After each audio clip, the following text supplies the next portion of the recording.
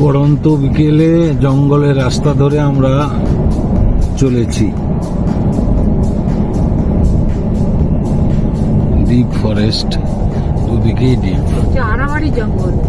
হ্যাঁ,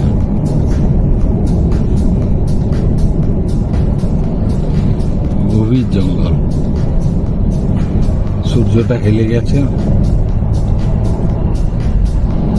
একটা সোনালী রঙের আভা দিচ্ছে। আমাদের গাড়ি ছুটছে জঙ্গলের ভেতর দিয়ে। দারুণ লাগছে সিনারিটা।